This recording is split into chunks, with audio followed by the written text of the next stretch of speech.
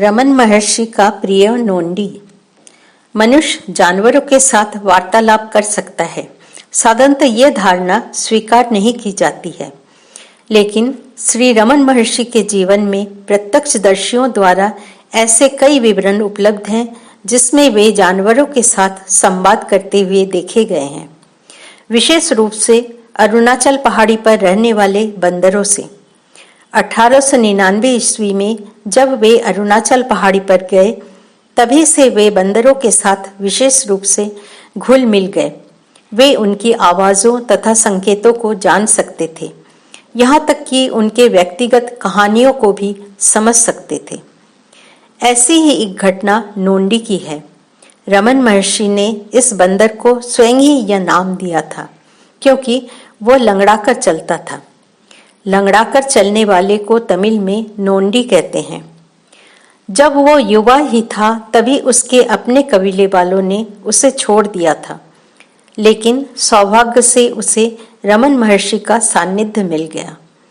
महर्षि के प्रभाव से नोंडी को न केवल अपने कबीले में वापस ले लिया गया, बल्कि वो अपने कबीले का प्रमुख भी बना तथा पहाड़ी के अन्य बंदरों का सम्मान भी उसे मिला। हालांकि यह नोंडी की कहानी है, इससे भी बढ़कर यह कहानी आधुनिक भारत के एक ऐसे महापुरुष की जीवन कथा है जिन्होंने जानवरों के साथ वार्तालाप किया। रमन महर्षि जब अरुणाचल पहाड़ी पर रह रहे थे, तब एक बंदर की टुकड़ी के एक बड़े नेता ने एक युवा बंदर पर हमला कर दिया, जिससे वो एक ऊंचे पेड़ से नीचे गिर गया। गिरने के बाद युवा बंदर बुरी तरह से घायल हो गया।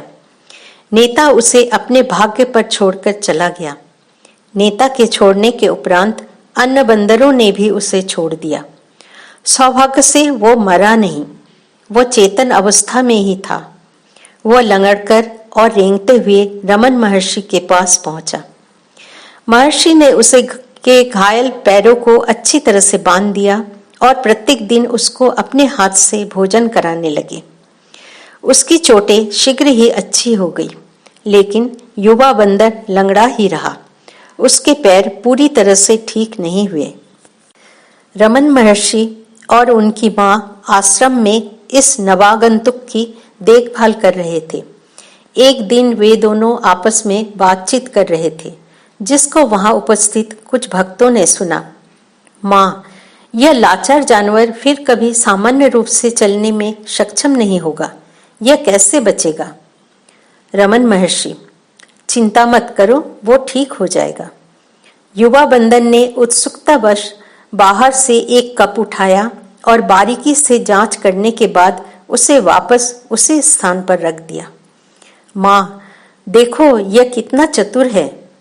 महर्षि, मां, चूंकि ये वो एक पैर से लंगड़ा रहा है, इसलिए उसे नोंडी कहते हैं। मां, एक थाली में कुछ भोजन रखकर, आओ छोटा बच्चा, थोड़ा कुछ खा लो, खाने से तुमको कुछ शक्ति मिलेगी। अब से यह थाली तुम्हारी है, लेकिन तुम थोड़ा सा भी भोजन नष्ट नहीं करना, समझा तुमने? नोंडी ने आज्ञाकारी बच्चे जैसा भोजन कर लिया तथा थाली में कुछ भी नहीं छोड़ा। उस समय महर्षि घूमने के लिए जा रहे थे, तो नोंडी भी उनके साथ घूमने जाने के लिए प्रयास करने लगा। महर्षि, जब तुम अच्छी तरह से नहीं चल सकते तो मेरे साथ क्यों आना चाहते हो? यहीं पर रहो और आराम करो। रमन महर्षि के प्रेम और देखभाल से नोंडी का पैर शीघ्र ही अच्छा होने लगा और उसे अपनी शक्ति वापस मिलने लगी। नोंडी के आकर्षक व्यक्तित्व, प्रसन्न, उत्साही तथा बंदर का स्वाभाविक चंचल स्वभाव तथा मजाकिया अंदाज ने सभी आश्रम वासियों का दिल जीत लिया।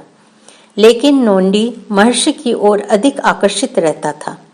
नोंडी ने अपने रक्षक की महानता को समझा और अपने को पूरी तरह से उनके प्रति समर्पित कर दिया। जैसे जैसे दिन बीतते गए, वैसे वैसे वह महर्षि से अधिक घनिष्ठ होता गया और वो महर्षि को अपनी आंखों से ओझल नहीं होने देना चाहता था। महर्षि जहां भी जाते, नोंडी लंगड़ाते हुए हर जगह उनका पीछा करता। महर्षि उसे अपने पीछे आने से मना करते, और आराम करने के लिए कहते। फिर भी नोंडी अपनी पूरी शक्ति, दृढ़ संकल्प और समर्पण से उनका पीछा करता रहता। उन दोनों के बीच एक अकथनीय प्रेम विकसित होता गया। इस प्रेम पर कभी कभी आने वाले दर्शनार्थियों ने भले ही दृष्टि न डाली हो, पर आश्रम वासियों तथा श्रद्धालुओं की दृष्टि इस पर अवश्य गई। नोंडी के घायल होने के 5वें दिन बंदरों का एक बड़ा समूह आश्रम में आया। इसे देखकर भय से एक भक्त ने कहा कि नोंडी को छोड़ देते हैं, नहीं तो बंदरों का समूह हमारे ऊपर हमला कर सकता है। माँ रमन महर्षि के प्रति, क्या तुमको ऐसा लगता है कि बंदर तुमसे नाराज हैं क्योंकि तुमने नोंडी को उनकी इच्छा के विरुद्ध रोक रखा है? महर्षि कमरे से बाहर जाकर नीचे बैठ गए। उन्हें आने दो, डरने की कोई आवश्यकता नहीं है। नोंडी महर्षि के गोद में चढ़कर बैठ गया। एक बंदर आकर महर्षि के गोद में ही नोंडी की जांच पड़ताल करने लगा। महर्षि, तुम क्या देख रहे हो? मैंने स्वयं अपने हाथों से उसके पैरों पर पट्टी बांधी है और उसे ठीक किया है। एक दूसरा बंदर पास खड़ा हुआ गुस्से से देख रहा है। माँ रमन महर्षि के प्रति, अच्छा होगा यदि तुम उनसे दूर ही रहो, नहीं तो वे सब तुम्हारे ऊपर हमला कर सकते हैं। महर्षि, चिंता मत करो माँ, ऐसा कुछ नहीं होगा। वे बस इतना कह रहे हैं कि उन्होंने इसे अर्थात नोंडी को बहुत बुरी तरह से चोट पहुंचाया है। एक तीसरा बंदर महर्षि की गोद से नोंडी को नीचे उतारने का प्रयास करने लगा। महर्षि, ओह, तो तुम लोग उसे वापस लेने के लिए आए हो, है ना? बहुत अच्छा। देखो माँ, क्या तुमने यह नहीं कहा था कि बंदरों को एक दूसरे से कोई लगाव नहीं होता है? माँ, यह वास्तव में विस्मयकारी है। ये वही बंदर हैं जिन्होंने इसे मारने के लिए छोड़ दिया था। महर्षि, हाँ सच में, नोंडी उनका अपना है, इसलिए वे उसे वापस लेने के लिए आए हैं। मैंने जो बंदरों के विषय में गौर किया है वो भी तुमको बताऊंगा। साधारणतः जिस बंदर का मनुष्यों के साथ संपर्क हो जाता है वे उसे अपने समूह के सदस्य से निर्वासित कर देते हैं। माँ, तो उन्होंने इसके साथ ऐसा क्यों नहीं किया? महर्षि, इस आश्रम के लिए उन लोगों ने इसे अपवाद किया क्योंकि मैं सदा उनके बीच में रहता हूँ, इसलिए वे मुझे अपना मानते हैं। नोंडी के प्रति, ठीक है बच्चा, तुम्हारा परिवार तुमको लेने के लिए आया है। अब तुम एक अच्छे लड़के की तरह उनके साथ जाओ। जब तुम राजा बन जाओगे तब हमें भूल मत जाना। इतना कहकर महर्षि अंदर चले जाते हैं। नोंडी दरवाजे के पास महर्षि के दर्शन के लिए आता है। महर्षि भी करुणामय दृष्टि से नोंडी को देखते हैं। नोंडी रमन महर्षि और पहाड़ी बंदरों के बीच एक महत्वपूर्ण कड़ी बन गया। शीघ्र ही बंदरों का समूह आश्रम को अपना घर जैसा समझने लगा तथा वे नियमित रूप से अधिक आने लगे। उनके लिए नियमित रूप से भोजन निर्धारित किया गया था। वे आते, खाते और फिर वापस पेड़ों पर चढ़ जाते तथा देखते। नोंडी स्वयं को आश्रम वासियों में से ही एक मानने लगा तथा वास्तव में वो आश्रम वासियों में से एक था ही। वह आश्रम में लज्जा का अनुभव नहीं करता था तथा सभी के साथ खेलता था, विशेष रूप से रमन महर्षि के साथ। महर्षि घूम रहे हों, बैठे हुए हों या पहाड़ी पर टहल रहे हों, नोंडी सदा महर्षि का ध्यान अपनी ओर आकर्षित करना चाहता था। यद्यपि माँ ने नोंडी के लिए एक थाली रखी थी, लेकिन नोंडी महर्षि के पत्तल से भात लेना पसंद करता था। महर्षि कभी भी इससे असंतुष्ट नहीं हुए। इस तरह दोनों एक दूसरे से भोजन बांटकर खाते। इस तरह नोंडी को महर्षि के हाथों से खाने का अति विरल सौभाग्य मिला। एक दिन महर्षि पहाड़ी पर से घूमकर वापस आए। महर्षि के पहले ही बंदरों ने खाना प्रारंभ कर दिया, लेकिन नोंडी अपने खाने को बिना छुए चुपचाप बैठा रहा। जैसे ही महर्षि भोजन करने बैठे नोंडी उठकर उनकी ओर गया। महर्षि, नहीं नहीं, तुम दूसरों के साथ बैठकर खाओ, माँ पहले ही तुम्हारे लिए भोजन परस चुकी हैं। माँ, वो तुम्हारी प्रतीक्षा कर रहा है ताकि वो तुम्हारी गोद में बैठकर खा सके। नोंडी कूदकर महर्षि की गोद में बैठ जाता है और उनसे निवेदन करता है। महर्षि, ओह, तो तुम मेरे हाथ से खाना चाहते हो, ऐसा है क्या? अब चलो, तुम बड़े हो गए हो, तुम स्वयं भोजन करने लायक हो गए हो। अपनी थाली ले लो और यहाँ पर मेरे बगल में एक अच्छे लड़के की तरह बैठो। नोंडी नीचे उतर जाता है और अकेले ही अपना भोजन करने लगता है। महर्षि अन्य बंदरों द्वारा जमीन पर बिखरे हुए भोजन को नोंडी को दिखाते हुए, देखो, तुम्हारे समूह के बंदरों ने कितना भोजन नष्ट किया है। महर्षि की बातों को समझते हुए नोंडी अपने मित्रों द्वारा नष्ट किया हुआ भोजन को एकत्र करना आरंभ कर देता है। तदुपरांत वो वापस आकर अपनी थाली में खाने लगता है। महर्षि, माँ देखो, वो कितना बुद्धिमान है। जैसे ही मैंने उसकी जाति के बारे में कहा, उसको बहुत बुरा लगा। उसने अपना बाकी बचा हुआ खाना खा लिया। माँ, वो इस तरह से अपना खाना खाया है कि उसकी थाली को धोने की भी आवश्यकता नहीं है। नोंडी को बुलाकर एक केला उपहार में देती हुई, जाओ, तुम्हारे शिष्ट व्यवहार के लिए एक केला उपहार में देती हूँ। सभी जानते थे कि आश्रम में नोंडी का एक विशेष स्थान है और यह बात नोंडी भी जानता था। नोंडी को मालूम था कि उसे क्या पसंद है तथा उसे कैसे प्राप्त किया जाए, यह भी वो जानता था। आश्रम का वो एक सदस्य था, इसलिए उसकी आवश्यकताओं का सदा ध्यान रखा जाता था। महर्षि ने नोंडी के लिए अलग से एक कब्जेदार प्रवेश द्वार की व्यवस्था भी की थी, जिससे नोंडी अपनी सुविधानुसार आना जाना कर सके। जब भी वो भोजन के समय उपस्थित नहीं होता, तब उसका भोजन उसके दरवाजे के पीछे रख दिया जाता था। हालांकि नोंडी को खाना परोसना कभी कभार जोखिम भरा कार्य हो जाता था। साधुओं की सेवा हेतु अपना संपूर्ण जीवन समर्पित करने वाली अखिलांड अम्मा एक बार महर्षि के पत्तल में भोजन परस रही थी। पास में बैठा नोंडी ने महर्षि के पत्तल में से कुछ चावल ले लिया, जैसा वो प्राय करता था। महर्षि बहुत थोड़ा ही भोजन करते थे, उसमें से भी सदा नोंडी के साथ अपना भोजन बांट कर खाते थे। जब अखिलांड अम्मा ने महर्षि के पत्तल पर अधिक चावल देना चाहा, तब नोंडी उन्हें आक्रामक रूप से देखने लगा, जैसा कि वो भात उसे देना चाहिए, न कि महर्षि को। महर्षि ने अखिलांड अम्मा को भयभीत देखकर नोंडी को डांट फटकार करते हुए कहा, अरे अरे, वो हम में से एक है। इससे नोंडी शांत हो गया और खाने के लिए बैठ गया। रमन महर्षि के भतीजा को जब स्कंदाश्रम में लाया गया था, उस समय उसकी उम्र 4.5 वर्ष की थी। लोग प्यार से उसे वेंकटू कहकर बुलाते थे। वेंकटू को आश्रम में रहने का सुअवसर मिला तथा इसके साथ ही साथ उसे रमन महर्षि का घनिष्ठ रूप से सान्निध्य भी प्राप्त हुआ। वेंकटू नोंडी और उसके समूह के साथ खेलता तथा आनंद मनाता था। जब भी कोई भक्त केला, मिठाई तथा अन्य खाद्य सामग्री ले आते, तब उसमें से अधिकतर भाग वेंकटू और नोंडी को ही प्राप्त होता था। एक दिन की घटना है, एक भक्त आश्रम में खाद्य सामग्री लेकर आए।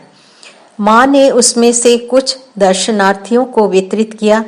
वेंकटू को उसका हिस्सा दिया, जिसे उसने आनंद से खाया और एक अंदर थाली में नोंडी के लिए रख दिया। जब वो वापस आएगा तो खाएगा। वेंकटू के पिता निरंजनानंद स्वामी अन्य आश्रम वासियों के साथ शहर में भिक्षाटन के लिए गए थे और महर्षि अपने सामान्य दिनचर्या की तरह पहाड़ी पर घूमने के लिए निकले थे। अपने सुबह के कार्य समाप्त करके माँ थोड़ा सा आराम कर रही थी और उनके बगल में वेंकटू बैठा हुआ था। थोड़ी ही देर में माँ को नींद आ गई। वेंकटू की दृष्टि कमरे में नोंडी हेतु रखे हुए खाद्य सामग्री पर गई।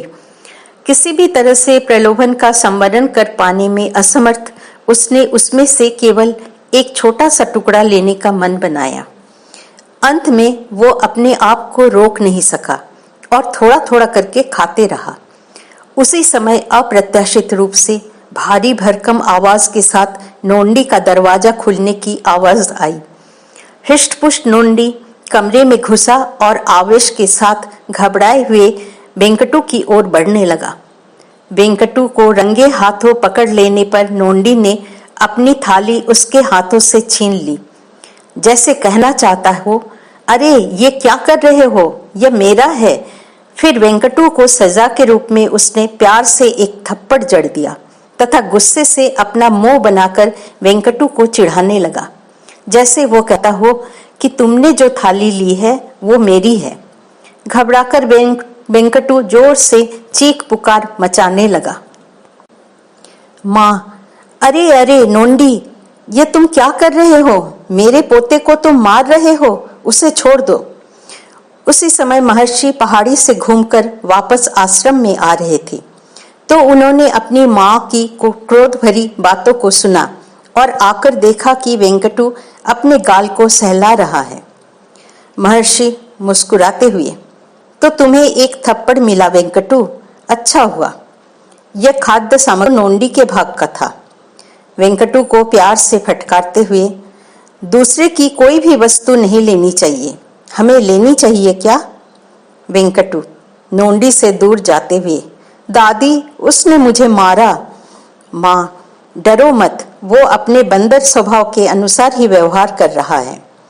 महर्षि, ऐसा नहीं है, क्या आपके पोते को नोंडी का भाग लेना उचित था? महर्षि बच्चे को प्यार से पुचकारते हुए, वेंकटू अब भयभीत होने की कोई आवश्यकता नहीं है। वेंकटू, मैं उसे फिर कभी भी देखना नहीं चाहता। महर्षि, मूर्ख मत बनो, नोंडी एक अच्छा बंदर है। तुमने उसके अंश का खाना खा लिया, इसलिए उसने तुमको एक तमाचा जड़ दिया, बस इतनी सी तो बात है। देखो वो तुम्हारी दादी और मेरे साथ कितनी सज्जनता से व्यवहार करता है। वेंकटू अपनी दादी को कसकर पकड़ लेता है और उस दिन के उपरांत उसने कभी भी नोंडी की थाली से कुछ लेने के लिए नहीं सोचा। एक अन्य अवसर पर नोंडी ने महर्षि की कोई गलती नहीं होने पर भी उन्हें एक तमाचा जड़ दिया। महर्षि नोंडी को उबला हुआ एक गिलास दूध देने जा रहे थे। उसके पहले उसे ठंडा करने के लिए उन्होंने दूध को अपने मुंह के पास ले जाकर फूंक मारना चाहा। बिना किसी चेतावनी के ही नोंडी आगे उछला और महर्षि के माथे पर मार दिया। पास में बैठा हुआ एक भक्त इससे आश्चर्यचकित होकर चित्कार किया। चित्कार सुनकर माँ घटनास्थल पर पहुंची। माँ, क्या हुआ? भक्त, इस पागल ने महर्षि को मारा। महर्षि, चिंता करने की कोई बात नहीं, एक मामूली झटका है बस। माँ, उसने तुम्हें क्यों मारा? देखो उसकी बंदर की स्वाभाविक प्रसुवृत्ति बाहर आ रही है। महर्षि, ऐसा नहीं है माँ, दूध गर्म था इसलिए मैंने उसे उठाकर अपने मुंह के पास ले जाकर ठंडा करना चाहा। नोंडी को लगा कि मैं स्वयं ही इसे पीने जा रहा हूँ, इसलिए उसने अपना विरोध प्रकट करने हेतु मुझे मारा। माँ महर्षि की ओर नोंडी को आते हुए देखकर, सावधान रहो, वो आ रहा है, वो तुम पर फिर से हमला कर सकता है। महर्षि, नहीं नहीं, वो केवल क्षमा मांगने के लिए आ रहा है। नोंडी के प्रति, अरे तुम चेहरा लटकाकर वहां क्यों खड़े हो? मुस्कुराते हुए, तुम्हारा मुंह गर्म दूध से जल न जाए इसलिए मैं उसे ठंडा करने का प्रयास कर रहा था। माँ एक क्षमा प्रार्थी के रूप में नोंडी को महर्षि की ओर आते हुए देखकर, लाचार बच्चा, वास्तव में वो क्षमा मांगने के लिए ही आया है। बेचारा नोंडी। पहाड़ी पर बंदरों के साथ 15 वर्ष से अधिक समय तक रहने के कारण रमन महर्षि ने बंदरों को अच्छी तरह से जान पहचान लिया था। महर्षि ने बहुत तीक्ष्ण दृष्टि से बंदरों के आपस के युद्ध करने के तरीके तथा शांति वार्ता के विषयों को देखा और समझा था। समय के साथ नोंडी एक कुशल योद्धा के रूप में प्रसिद्ध हुआ और अपने बंदरों के समूह में विशेष सम्मान अर्जित किया। यद्यपि वो हृदय से कोमल था, तथापि युद्ध में भयंकर और लड़ाकू प्रवृत्ति का था। उसने एक सच्चा योद्धा के रूप में अपने कबीले में निशान छोड़ा था। कई प्रसिद्ध योद्धा उसके हाथों पराजित हुए थे। महर्षि दिलचस्पी लेकर बंदरों के समूह में नोंडी की प्रगति और उन्नति को देखते रहते।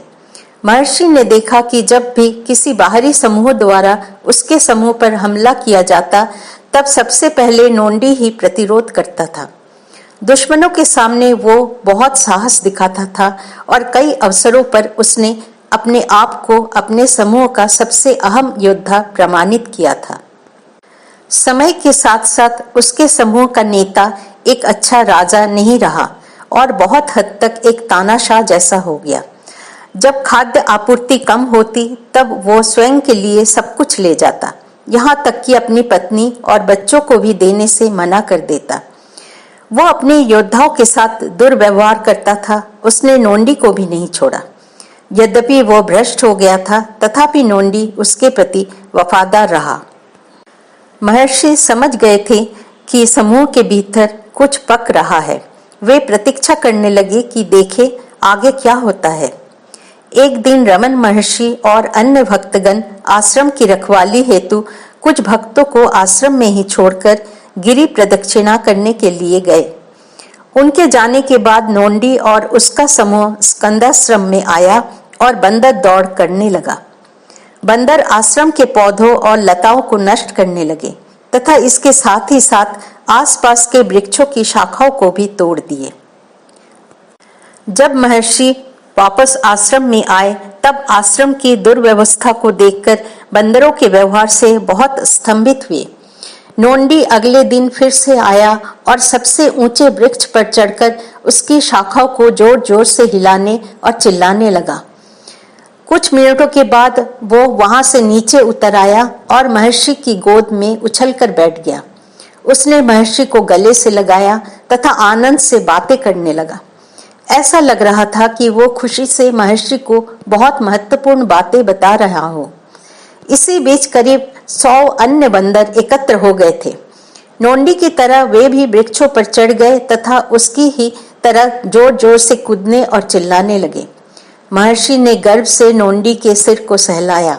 एक बड़ा योद्धा बंदर उनके पास आया और उनके सामने विनम्रता पूर्वक सिर झुकाया। तब महर्षि ने बताया कि वास्तव में क्या हो रहा है। महर्षि, तुम लोग देख रहे हो, नोंडी ने सिंहासन जीत लिया है। सामने जिस बंदर को देख रहे हो, वो पहले का राजा है। वो नोंडी के प्रति वफादारी को व्यक्त करने के लिए आया है। अपने पास में बैठे हुए 2 बंदरों की ओर संकेत करते हुए, ये उनके समूह के 2 वरिष्ठ सदस्य हैं, लेकिन इन दोनों ने नोंडी को राजा बनने पर चुनौती नहीं दी। दीवार पर जो 3 मादा बंदर बैठी हुई हैं, उनमें से जो निकट बैठी है वो सबसे बड़ी रानी है। उसके बगल में बैठी हुई छोटी रानी। फिर दूसरे बंदर की ओर संकेत करते हुए, वो सेना का प्रमुख है और बाकी उसके सैनिक हैं। नोंडी का चेहरा गर्व से खिला हुआ दिख रहा था। वो जैसे कहना चाह रहा हो कि देखिए महर्षि, मैंने कर दिखाया। महर्षि और नोंडी दोनों एक दूसरे की खुशी से खुश हो रहे थे। महर्षि प्रेम से नोंडी को देखते हुए, लंगड़ा आज राजा बन गया, अपनी जीत की घोषणा करने के लिए यहाँ आया है। उसे कुछ खाने के लिए दो, आज बहुत आनंद का दिन है।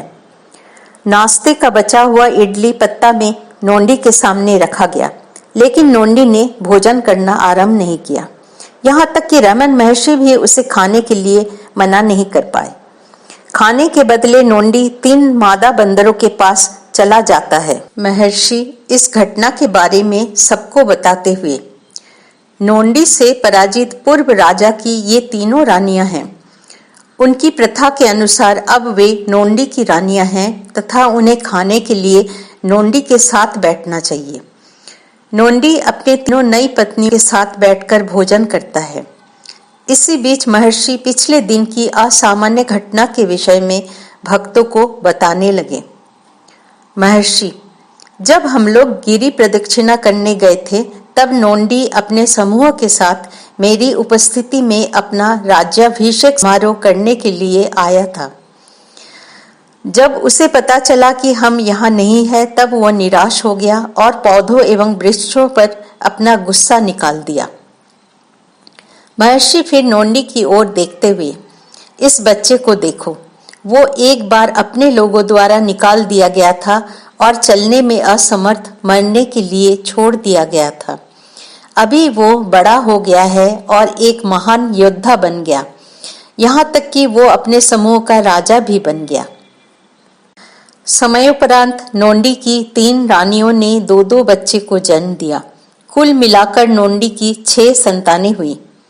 2 महीने बाद रमन महर्षि पहाड़ी पर स्थित स्कंदाश्रम से नीचे आकर पहाड़ी की तलहटी में रहने लगे। परवर्ती काल में वो स्थान रमनाश्रम के नाम से प्रसिद्ध हुआ। महर्षि के पहाड़ी से नीचे आकर वास करने पर भी नोंडी उनसे मिलने आया करता था। समय के साथ साथ कई भक्त नोंडी की ओर ध्यान देने लगे।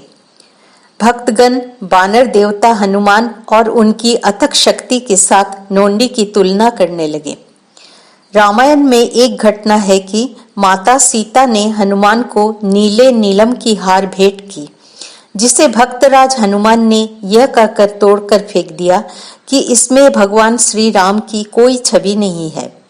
सीता माता उत्तर देती, हनुमान, तब तो तुम्हारा शरीर भी तुच्छ है, क्योंकि इसमें भगवान राम की कोई निशानी नहीं है।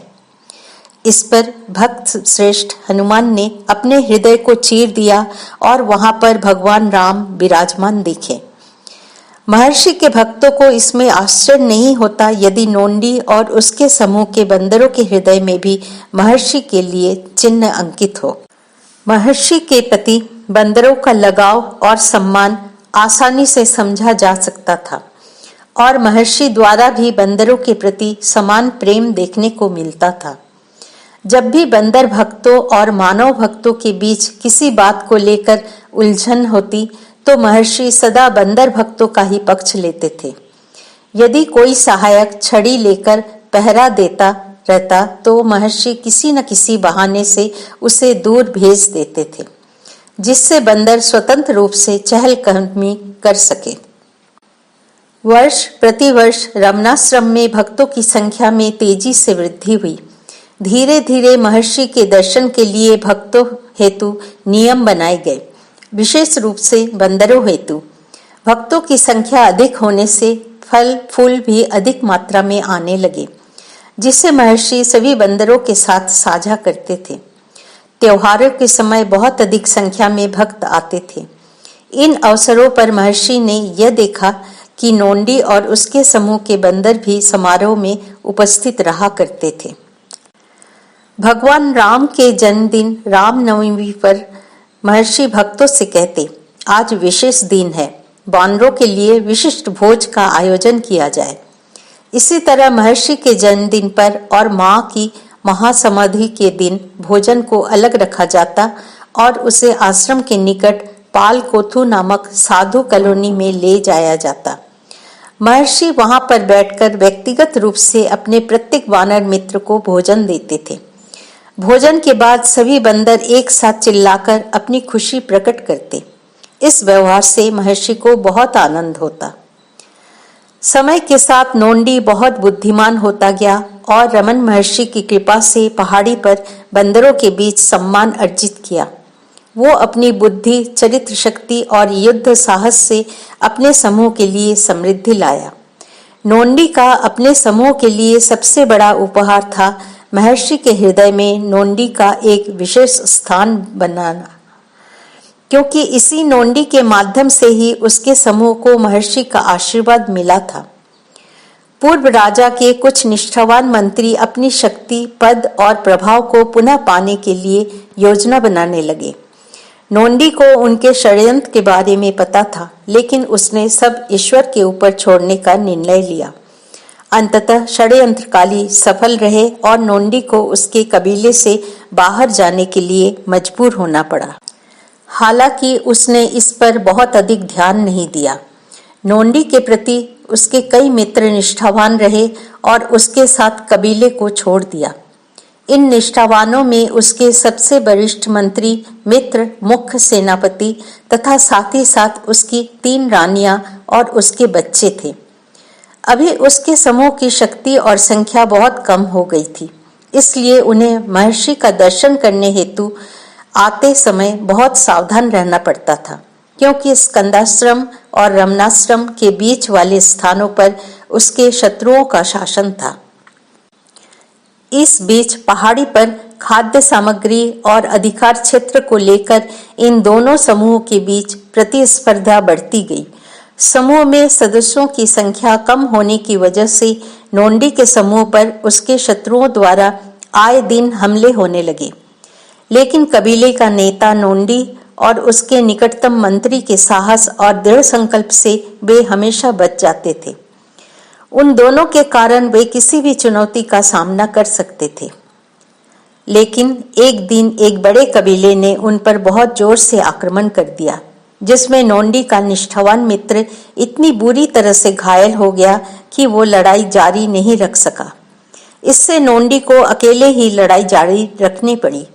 नोंडी बहुत बहादुरी से लड़ने लगा और उसकी बहादुरी को देखकर उसके 4 शत्रु सैनिक लड़ाई जारी रखने में असमर्थ होने लगे और अपने समर्थकों के साथ पेड़ों के पीछे छिप गए।